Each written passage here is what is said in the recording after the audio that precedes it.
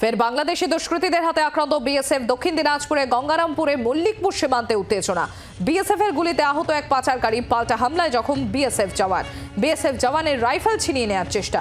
পাচারের উদ্দেশ্যে ভারত বাংলাদেশ সীমান্ত পেরিয়ে গঙ্গারামপুরের মল্লিকপুরে ঢোকে 5 বাংলাদেশি এবং তারপরেই তাদেরকে বাধা দেয় বিএসএফ।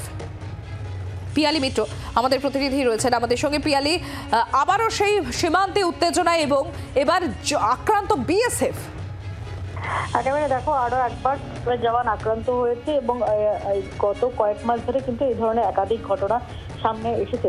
গতকাল ভোরের দিকে এই ঘটনাটা ঘটে মল্লিকপুরের কাছে, উত্তর দিনাজপুরে, যেখানে জওয়ানরা তারা নিরাপত্তা চাইতেছিলেন। তারা লক্ষ্য করেন বেশ কিছু দুষ্কৃতী তারা ইন্টারন্যাশনাল যে বর্ডার সেটা ক্রস করে গেছে। তাদের হাতে বিভিন্ন ধরনের ধারালো অস্ত্র, দা, লাঠি এগুলো রয়েছে এবং তার সঙ্গে সঙ্গে কাটার যন্ত্র তারা নিয়ে এসেছিল। বিএসএফ এর তরফ থেকে বারবার করে হুঁশিয়ারি দেওয়া হয়, তাদেরকে ফিরে যাওয়ার জন্য হুঁশিয়ারি দেওয়া হয়, কিন্তু এই দুষ্কৃতী দল তারা কোনো রকম সেই কথা কর্ণপাত করেনি। মূলত স্মাগলিং বা ডাকাতির উদ্দেশ্যে তারা এখানে আসছিল, এমনটাই বিএসএফ এর তরফ থেকে দাবি করা হচ্ছে। বিএসএফ এর জওয়ানরা আটকাতে গেলে একজন বিএসএফ এর জওয়ানের যে রাইফেল আছে সেটা কেড়ে নেওয়ার চেষ্টা করে এই দুষ্কৃতীরা।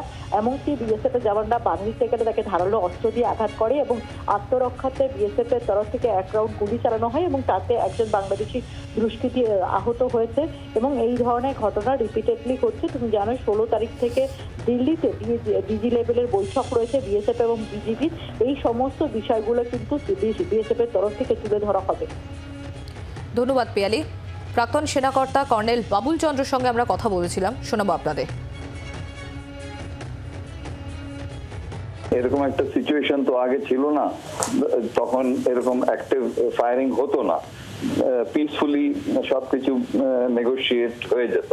তো এখন যা সিচুয়েশন ডেভেলপ হচ্ছে, হয়তো আগামী দিনে এই সিচুয়েশন মানে এরকম অ্যাক্টিভিটিস নর্মাল হয়ে যাবে। যদি আই এম শিওর যে ওই দিক থেকে লোক এইদিকে পাচার হয়ে আসবে। অ্যান্ড আমাদের সেন্ট্রাল গভর্নমেন্ট যা স্ট্যান্ড নিয়েছে যে কোনো ইনফিলট্রেশন আমরা হতে দেব না। তো ওরকম একটা ফায়ারিং বা রিয়াকশন আমাদের থেকে হবে। অ্যান্ড আই থিঙ্ক এই সিচুয়েশনটা আরো অন্য জায়গায়ও হবে।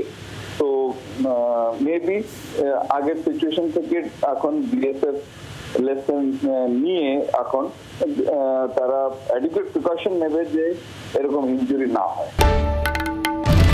বাংলার আওয়াজ, বাঙালির আবেগ, জি 24 ঘন্টা।